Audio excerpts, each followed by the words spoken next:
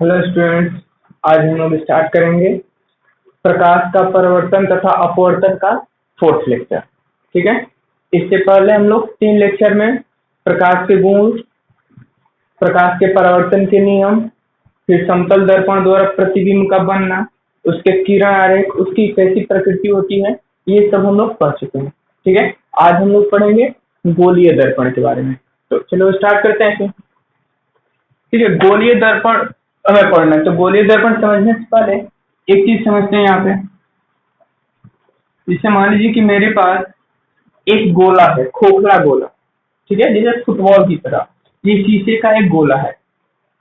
अब मान लीजिए कि इस गोले से हमने एक छोटा सा पार्ट यहाँ से काट लिया, तब ऐसे एक छोटा सा भाग काट लिया, तो ये भाग हमें कैसे दिखेगा? कुछ इस आकृति का दिखेगा। ऐसे नहीं दिखेगा, क्योंकि ये गोला है ना, गोला ये बीच वाला भाग है इसका, जो इसके अंदर का है, और ये वाला जो दिख रहा है ये इसका ऊपरी भाग है ये। तो हमने इस गोले में से, खोखले गोले में से एक ये भाग काट लिया। अगर मान लीजिए ये जो कटा हुआ भाग है इसको हम ऊपर से पेंट कर दे, दोनों तरफ से, ऐसे दोनों तरफ दिखेगा, मतलब कि ये वाला भाग हमने पेंट कर दिया, मतलब कलर कर दिया। ठीक है। तो हम इसमें चेहरा किधर से देख सकते हैं? इसके अंदर से चेहरा देख सकते हैं, क्योंकि इधर से पेंट है तो हम अपना चेहरा अंदर देख सकते हैं। अब जिधर से हम अपना चेहरा देख सकते हैं उस सतह को परावर्तक सतह कहते हैं। जैसे हम इसके अंदर से चेहरा देख सकते हैं, कहने का है कि इसका जो कटा हुआ भाग ऐसे होगा। अगर हम इधर से पेंट कर दिए, चांदी का कलर कर दिए, तो हम यहाँ से अपना चेहरा देख सकते हैं इस साइड से। तो ये वाला जो अंदर वाला भाग है ये परावर्तक सतह कहलाता है। ठीक है। उसी तरह अगर मान लीजिए कि हमने इधर से पेंट कर दिया, ये वाला जो भाग है, ये दूसरा कंडीशन, अगर हमने इसको अंदर से पेंट कर दिया, इधर बीच में चारों तरफ पेंट कर दिया, इधर पेंट कर दिया, तो हम चेहरा अपना इधर से देख पाएंगे। तो जिस तरफ चेहरा देख पाएंगे ये क्या कहलाएगा? ये परावर्तक सतह, और इसमें ये परावर्तक सतह, मतलब जिधर से हम चेहरा देख पाते हैं वो क्या कहलाता है? परावर्तक सतह। ठीक है। अब देखिए ये गोलीय दर्पण है, ये भी गोलीय दर्पण है, ये भी गोलीय दर्पण है। ठीक है। क्योंकि हमने क्या किया, किसी गोले में से एक भाग काटा और उसके एक भाग को कलई कर दिया, तो वो दर्पण बन गया। अब क्योंकि वो दर्पण तो बन गया, लेकिन ये गोले का एक भाग है तो हमने उसको नाम दे दिया गोलीय दर्पण। अब गोलीय दर्पण दो प्रकार के हुए। एक, जब उसको हम बाहर से पेंट करते हैं, ऐसे बुक में इसका जो डायग्राम होता है ऐसे देता है, हमने इसको बाहर से पेंट कर दिया। और दूसरा कंडीशन, हमने इसको अंदर से पेंट कर दिया। ठीक है। तो जब हम बाहर से पेंट करते हैं तो ये क्या बन गया? इसे हम नाम देते हैं अवतल दर्पण, और इसे नाम दे देते हैं उत्तल दर्पण। ठीक है। अब देखिए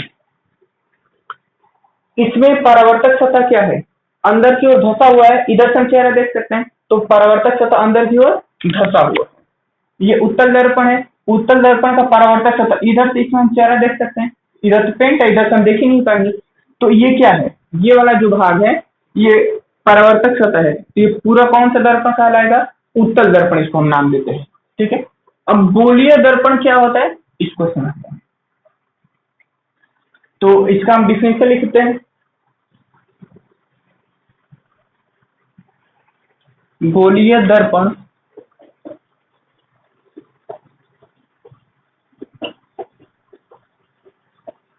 उस दर्पण को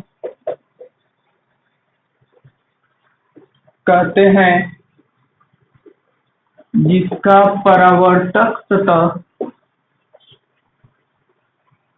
परावर्तक सतह किसी गोले का भाग होता है। ये बात समझ में आई? गोलीय दर्पण किसे कहते हैं? गोलीय दर्पण उस दर्पण को कहते हैं जिसका परावर्तक सतह किसी गोले का भाग होता है। ये दोनों गोलीय दर्पण है। ठीक है। और ये गोलीय दर्पण किसी गोले का भाग है, गोले में से तो हमने इसको काट के निकाला है। बात समझ में आई? तो गोलीय दर्पण उस दर्पण को कहते हैं जिसका परावर्तक सतह किसी गोले का भाग होता है। अब ये दर्पण दो तरह के हुए। एक अवतल दर्पण और एक उत्तल दर्पण। ठीक है, एक अवतल दर्पण। तो अवतल दर्पण किसे बोलेंगे हम लोग? अवतल दर्पण वैसा गोलीय दर्पण जिसका परावर्तक सतह अंदर की ओर क्या है, धंसा हुआ है। वैसा गोलीय दर्पण जिसका परावर्तक सतह अंदर की ओर धंसा हुआ हो, उसे अवतल दर्पण कहते हैं। उसे अवतल दर्पण कहते हैं। मतलब ये इसमें हम चेहरा इधर से देख सकते हैं, तो ये परावर्तक सतह हुआ और परावर्तक सतह अंदर से धंसा हुआ है। अगर मान लीजिए कि इसी को हम ऐसे बनाते और इधर से पेंट करते, तो इसमें चेहरा हम इधर से देख पाते हैं, इधर से नहीं देख पाएंगे ना अपना चेहरा। तो ये परावर्तक सतह हुआ, परावर्तक सतह अंदर से धंसा हुआ है। तो ये कौन सा दर्पण है? ये दोनों अवतल दर्पण है। ठीक है, तो ज्यादातर ये बातें दिमाग में रखना, ये वाला डायग्राम को बुक में यही दिया रहता है, ऐसे घुमा के देने पे कंफ्यूजन रहता है। ठीक है, बस यही याद रखना है कि जिसका परावर्तक सतह अंदर की ओर धंसा हुआ हो तो उसे क्या बोलते हैं? अवतल दर्पण। अब उत्तल दर्पण, उत्तल दर्पण हम लोग क्या लिख सकते हैं? वैसा गोलीय दर्पण, ये हेडिंग है, जिसका परावर्तक सतह उभरा हुआ होता है, उभरा हुआ होता है।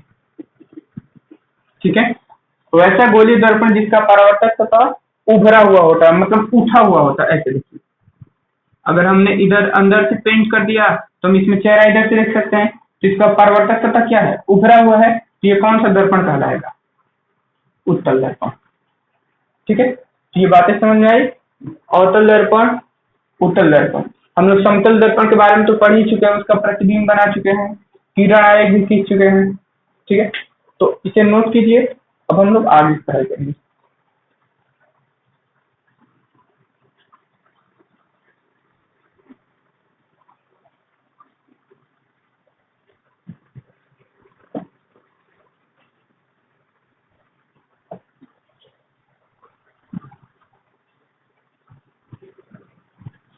अब देखिए, गोलीय दर्पण की कुछ मुख्य बातें पढ़नी है कि इसमें कौन से पॉइंट को हम लोग क्या बोलते हैं, इसमें कौन सी राशि को कहाँ पे किसको नाम देते हैं, क्या नाम देते हैं, ये सब बातें पढ़नी। जैसे मान लीजिए पहला इसमें पॉइंट हमें समझना है ध्रुव क्या होता है। ठीक है, उसके बाद हमें समझना है वक्रता केंद्र। ठीक, उसके बाद समझना है वक्रता त्रिज्या या वक्रता दूरी। एक ही को कहा जाता है वक्रता त्रिज्या या वक्रता दूरी। अगला समझना है मुख्य अक्ष।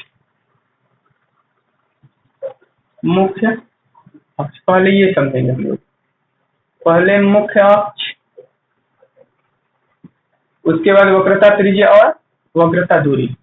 ठीक है, उसके बाद हम लोग समझेंगे मुख्य फोकस, मुख्य फोकस। फिर इसके बाद समझेंगे फोकस तल,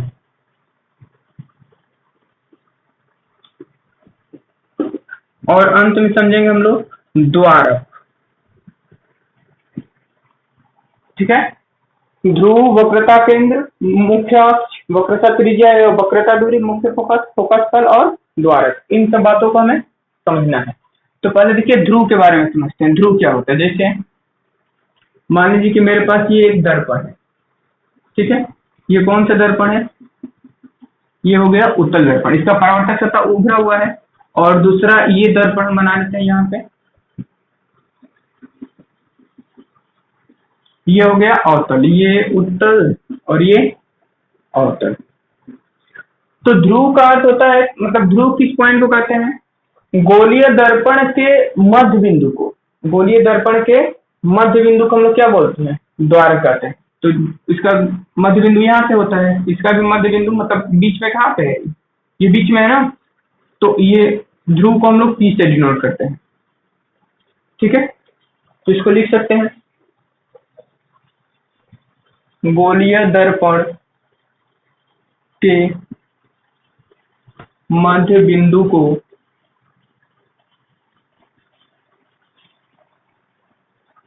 ध्रुव कहते हैं,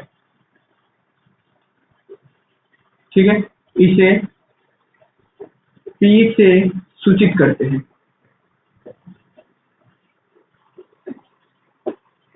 ठीक है। ध्रुव लिखकर ये डिफिनेशन लिख के और ये दोनों डायग्राम बना लेंगे। अगला देखते हैं वक्रता केंद्र, ठीक है। वक्रता केंद्र समझने से पहले एक चीज समझते हैं, जैसे मान लीजिए ये एक गोला है, ठीक है। अब इसी गोले में से हमने इस दर्पण को काट के निकाला, यहाँ से ऐसे ये काट के निकाल दिया था, ये जो भाग है, और इसको हमने ऐसे बाहर से पेंट कर लिया तो क्या बन गया? अवतल दर्पण। अगर इसको अंदर से पेंट कर देते तो क्या बन जाता? उत्तल दर्पण, ठीक है। अब देखिए, तो ये जो दर्पण निकाला गया है इसमें से गोलीय दर्पण, वो दर्पण क्या है? एक गोले का भाग है। तो गोले का भाग है तो गोले का तो एक केंद्र भी होता है ना, ये यहाँ पर इसका क्या है? केंद्र होता है। तो इसी को दर्पण के लिए हम क्या बोलते हैं? वक्रता केंद्र बोलते हैं। मतलब कि जो गोले का केंद्र होता है उसी केंद्र को दर्पण का हम लोग क्या बोलते हैं? गोलीय दर्पण का वक्रता केंद्र बोलते हैं। इसका डिफिनेशन हम कैसे लिख सकते हैं? वक्रता केंद्र, दर्पण का वक्रता केंद्र वो केंद्र होता है जहां से गोलीय दर्पण, मतलब जिस गोले से गोलीय दर्पण को निकाला गया है। बात समझ में आया? या फिर ऐसे लिख सकते हैं, गोलीय दर्पण, गोलीय दर्पण का वक्रता केंद्र, गोलीय दर्पण का वक्रता केंद्र उस गोले का केंद्र होता है जिससे गोलीय दर्पण, जिसका लिखते हैं, जिसका गोलीय दर्पण, गोलीय दर्पण भाग होता है। ये बात समझ में आया? गोलीय दर्पण का वक्रता केंद्र उस गोले का केंद्र होता है जिसका गोलीय दर्पण भाग होता है, मतलब गोलीय दर्पण एक टुकड़ा होता है। बात समझ में आया? इस गोले के केंद्र को ही दर्पण का क्या कहते हैं? वक्रता केंद्र। इसे C से सूचित करते हैं, इसे C से सूचित करते हैं। अब अगला देखते हैं,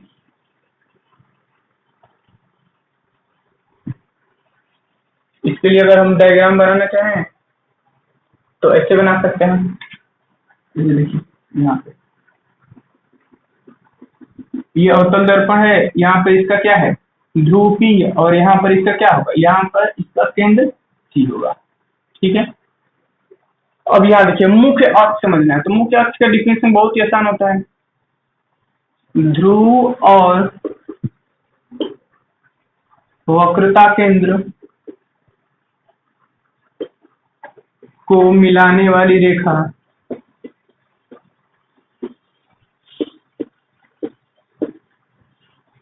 मुख्य अक्ष कहलाती है। ध्रुव और वक्रता केंद्र को मिलाने वाली रेखा मुख्य अक्ष कहलाती है। जैसे मान लीजिए कि ये एक दर्पण है, अवतल दर्पण है, जहां पर इसका ध्रुव P है और एक वक्रता केंद्र इसका क्या है? यहाँ से C है, और इन दोनों को मिलाने वाली रेखा को, इसी को क्या बोलते हैं? मुख्य अक्ष, मुख्य अक्ष। या इसी को प्रधान अक्ष भी बोलते हैं,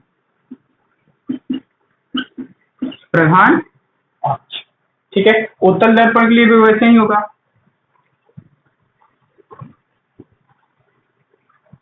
ये मान लीजिए कि उत्तल दर्पण है, ये इधर से पेंट है। ठीक है, ये इसका क्या है, ध्रुव P है। ये पहले मिटा देते हैं, यहाँ पर इसका ध्रुव P है। अच्छा एक चीज, इसका वक्रता केंद्र किधर होगा, इसका वक्रता केंद्र यहाँ पे होगा। क्यों, क्योंकि ये जो दर्पण का भाग है वो किसी गोले का भाग है, तो इस गोले का केंद्र यहाँ पे होगा। ऐसे ही ना खिंचाएगा, ये एक वृत्त बनेगा खींच के ऐसे, बात समझ पा रहे हैं, यहाँ पे वृत्त बनेगा ऐसे, तो वृत्त का केंद्र यहाँ पर होगा। तो यहाँ पर इसका वक्रता केंद्र P है। तो ध्रुव और वक्रता केंद्र को मिलाने वाली रेखा को क्या बोलते हैं, वही मुख्य अक्ष या प्रधान अक्ष। तो मुख्य अक्ष और प्रधान अक्ष लिखते हैं, इसका ये डायग्राम बना देंगे।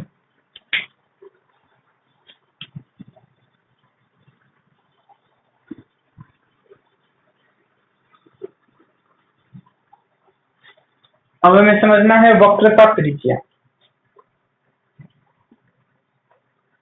वक्रता त्रिज्या या वक्रता दूरी, वक्रता त्रिज्या या वक्रता दूरी दोनों एक ही होती है।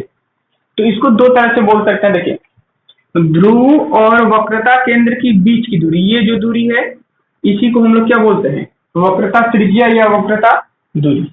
ये यहाँ पे इसका बहुत ही सिंपल डिफिनेशन है।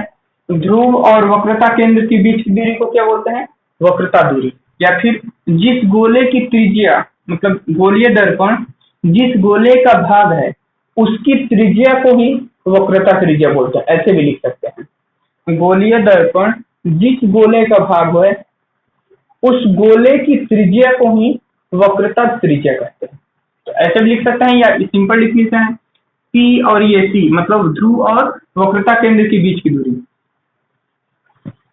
ध्रुव और वक्रता केंद्र के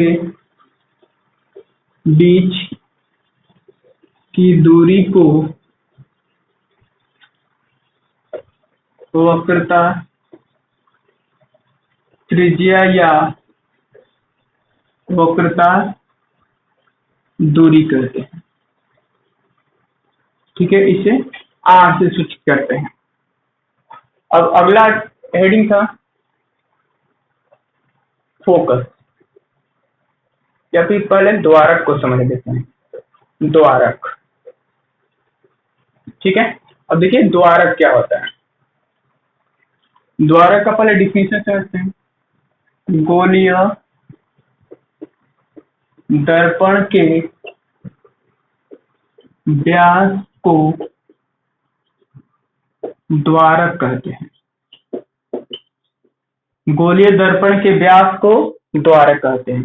अच्छा, गोलीय दर्पण के व्यास को द्वारक कहते हैं, तो व्यास तो किसका होता है, वृत्ताकार भाग का होता है, और ये क्या है, एक टुकड़ा है। तो एक चीज देखिए यहाँ पे,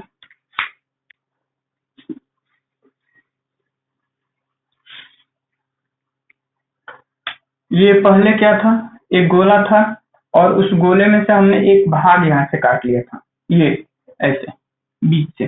तो इसका आकृति कैसे था, ये ऐसे आकृति था।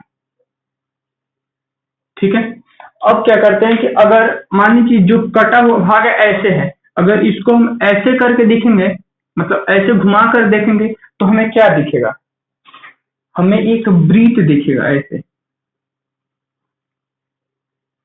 समझ पा रहे हो, मतलब कि जो ये कटा हुआ भाग है, ऐसे जैसे कल्पना करो कि गोल सा खरबूजा है, उसको हमने यहाँ से ऐसे पीस की तरह काट लिया, एक छोटा सा भाग निकाल लिया, और उसको हम ऐसे घुमा के देखेंगे सामने से। तो जब ऐसे घुमा के देखेंगे तो हमें एक वृत्त नहीं दिखेगा, यहाँ पे जो छोटा सा कटा हुआ टुकड़ा वो वृत्त की तरह होगा। ठीक है, ये अगर ये पूरा गोला रहेगा तो।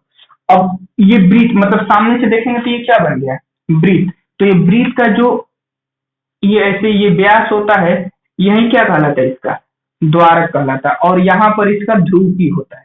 लेकिन हम लोग इसको ऐसे घुमा के देखते हैं, मतलब कि ये जो कटा हुआ पीस है हमने इसको ऐसे देखा तो ये व्यास यहाँ पे है, ठीक है। लेकिन ऐसे घुमा के देखेंगे ये वाला भाग तो हमें ऐसे दिखेगा। तो यहाँ पे द्वारा कौन सा कहलाएगा, देखिए यहाँ से ये दोनों छोर बिंदुओं को मिलाने वाली रेखा को क्या बोलते हैं हम लोग, द्वारक बोल सकते हैं। या फिर ऐसे बोल सकते हैं कि गोलीय दर्पण के व्यास को ही क्या बोलते हैं, तो ये व्यास है, ऐसे घुमा के देखेंगे तो ये एकदम बीचों बीच में है ऐसे, मतलब कि ये कल्पना करो कि ये ऐसे था कटा हुआ था, अब हमने इसको ऐसे घुमा दिया तो इसके बीच से जो रेखा जाएगी वो क्या कहलाएगी, व्यास, और उसी व्यास को हम लोग क्या बोलते हैं, द्वारक बोलते हैं, ठीक है।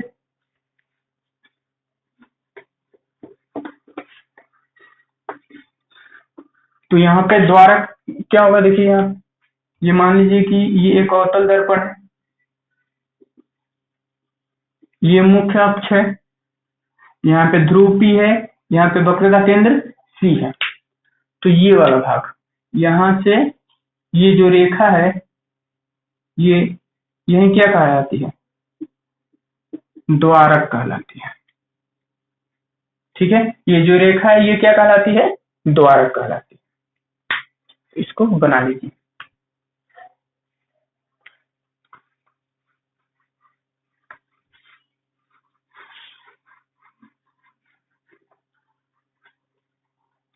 अब हमें समझना है मुख्य फोकस, मुख्य फोकस, ठीक है। मुख्य फोकस क्या होती है, तो देखिए पहले इसको समझते हैं। यहाँ पर एक मेरे पास अवतल दर्पण है और यहाँ पर एक उत्तल दर्पण है।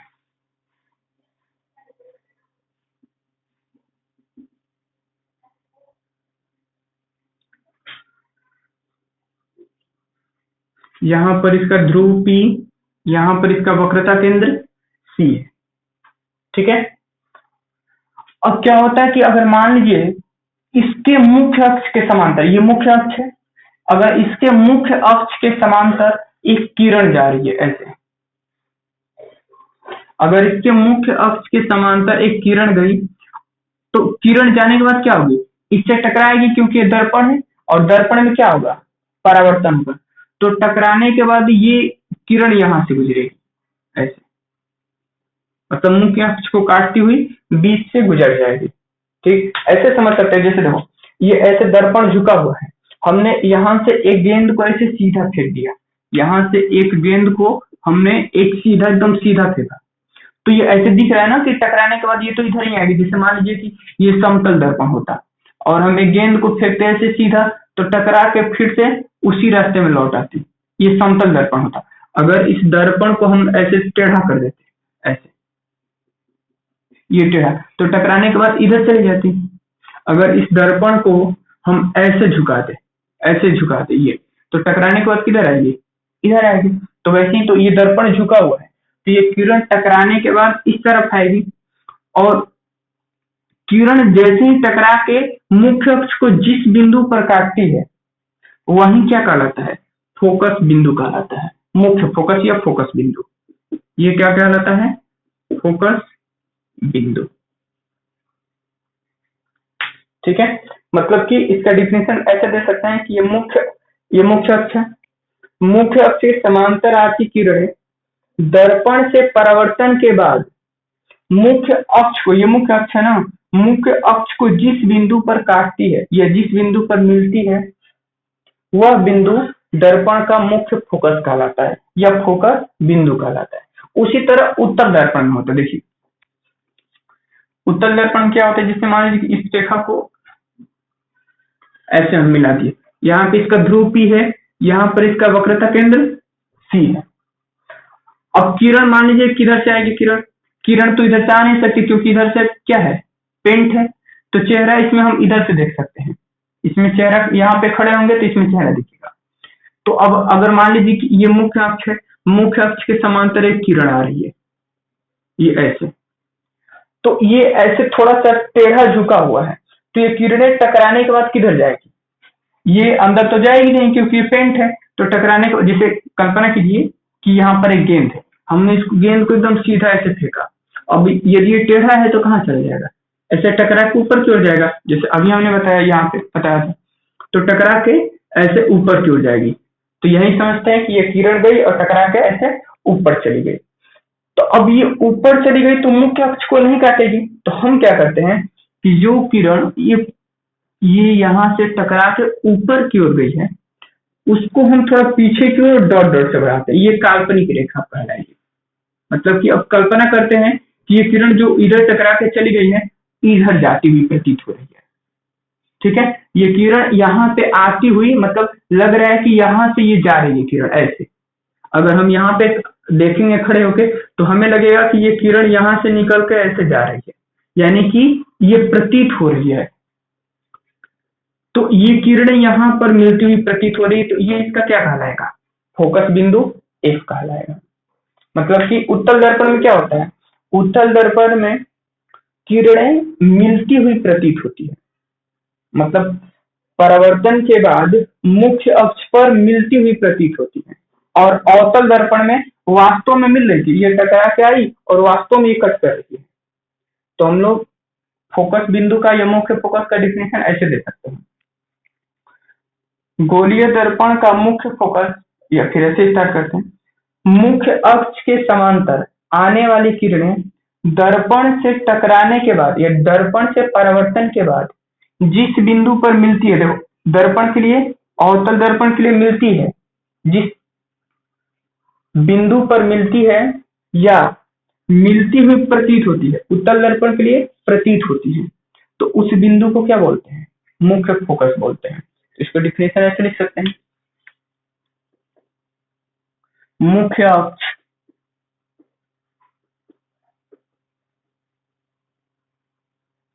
के समांतर आती किरणें, मुख्य अक्ष के समांतर आती किरणें दर्पण से परावर्तन के बाद जिस बिंदु पर, दर्पण से परावर्तन के बाद मुख्य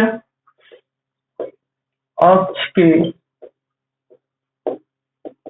जिस बिंदु पर मिलती है या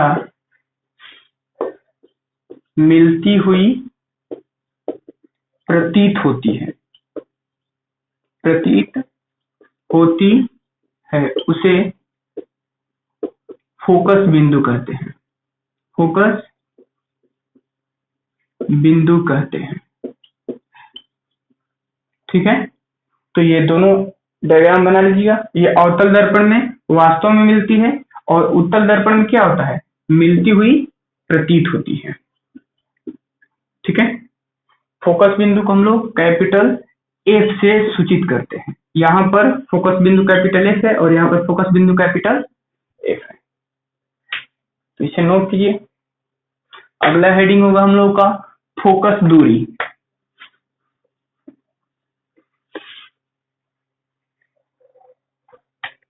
अगला हेडिंग है फोकस दूरी। ये बहुत आसान है। फोकस बिंदु और ध्रुव के बीच की दूरी को फोकस दूरी कहते हैं। ठीक है, बस इसका सिंपल डिफिनेशन है कि फोकस बिंदु और ध्रुव के बीच की दूरी को फोकस दूरी, मतलब ये देखिए, ये फोकस बिंदु है और ये क्या है? ध्रुव है। तो ये बीच की जो दूरी है, इनके बीच की दूरी, इसे क्या बोलते हैं? फोकस दूरी। और ये स्मॉल f, मतलब छोटा f से डिनोट करते हैं, सूचित करते हैं। इसमें भी देखिए, ये ध्रुव है और ये फोकस बिंदु है, इनके बीच की दूरी, ये वाला जो दूरी है, ये क्या कहलाती है? फोकस दूरी f। ठीक है, इसमें एक और चीज याद रखेंगे हम लोग, ये जो फोकस दूरी f है, ये वक्रता त्रिज्या है ना, ध्रुव और वक्रता केंद्र के बीच की दूरी को हम लोग क्या बोलते हैं? वक्रता दूरी। ये हमने इसे आर से डिनोट किया था, पिछले टॉपिक में पढ़ा था कि वक्रता केंद्र और ध्रुव के बीच की दूरी को वक्रता दूरी या वक्रता त्रिज्या कहते हैं। फिर फोकस बिंदु और ध्रुव के बीच की दूरी को फोकस दूरी कहते हैं। तो ये ध्यान रखिएगा, फोकस दूरी वक्रता त्रिज्या की आधी होती है। मतलब कि अगर मान लीजिए फोकस दूरी इसके ये वक्रता त्रिज्या 10 है तो फोकस दूरी 5 हो जाएगी। ठीक है, तो इसको हम लोग ऐसे भी याद रख सकते हैं, फोकस दूरी बराबर वक्रता त्रिज्या बटे में 2, यानी कि F बराबर R बटे 2। फोकस दूरी को क्या लिखते हैं? F, और वक्रता त्रिज्या को क्या लिखते हैं? R, और बटे में 2 का मतलब आधा होती है। ठीक है, तो ये बातें याद रखेंगे। इसको हम लोग प्रूफ भी करते हैं और एग्जाम में बहुत इंपॉर्टेंट होता है, ये आता भी है प्रूफ करने के लिए कि अवतल दर्पण में F बराबर R/2 प्रूफ कीजिए, उत्तल दर्पण में F बराबर R/2 प्रूफ कीजिए। ठीक है, तो इसको हम लोग करेंगे अगले लेक्चर में। इसमें जो और बाकी समझने के लिए समझते हैं। ये फोकस दूरी हो गया, द्वारक तो समझ ही चुके हैं। अब एक चीज बचा है, फोकस तल। फोकस तल, ठीक है। देखिए फोकस तल क्या होता है। फोकस तल का पहले डिफिनेशन समझिए। मुख्य अक्ष के लंबवत, मुख्य अक्ष के लंबवत तथा फोकस बिंदु से गुजरने वाला तल फोकस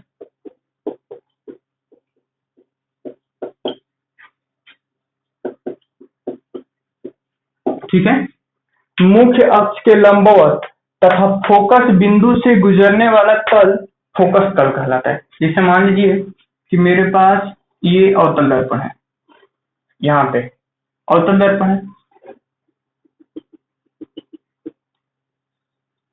यहाँ पे इसका ध्रुव P है, ठीक है। यहाँ पर इसका वक्रता केंद्र C है और यहाँ पर फोकस बिंदु F है, ठीक है। अब कह रहा है कि मुख्य अक्ष के लंबवत, यानी कि ये जो मुख्य अक्ष है, मुख्य अक्ष के लंबवत मतलब कि ऐसे गुजरने वाला कोई तल, इसका 90 डिग्री पे लंबवत तथा फोकस बिंदु से, ये इसका क्या है? फोकस बिंदु, फोकस बिंदु से गुजरने वाला तल फोकस तल कहलाता है, ठीक है। अब देखिए फोकस तल का मतलब कहने का, इसका हम डायग्राम बना रहे हैं, यानी कि ये फोकस बिंदु F से गुजरने वाला तल, और वो तल कैसा होना चाहिए? मुख्य अक्ष के लंबवत मतलब 90 डिग्री पे होना चाहिए, ठीक है। तो इसको हम लोग ऐसे बनाते हैं,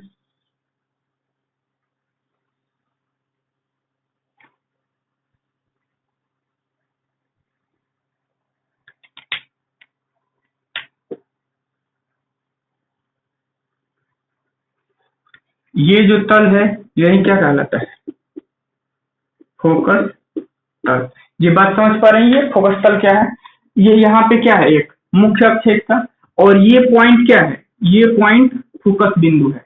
तो फोकस बिंदु के बीच में ऐसे कल्पना करो, जैसे मान लीजिए कि ये यहाँ से ऐसे मुख्य अक्ष गुजर रही है ऐसे, तो मुख्य अक्ष के बीच में एक कागज का पेपर हमने ऐसे सीधा लेके यहाँ पे रख दिया, और मुख्य अक्ष उसको बीच से छेद के ऐसे निकल गई, ऐसे पार कर गई, ये मुख्य अक्ष। तो ये जो कागज है, ये कागज जो है वही इसका तल कहलाता है।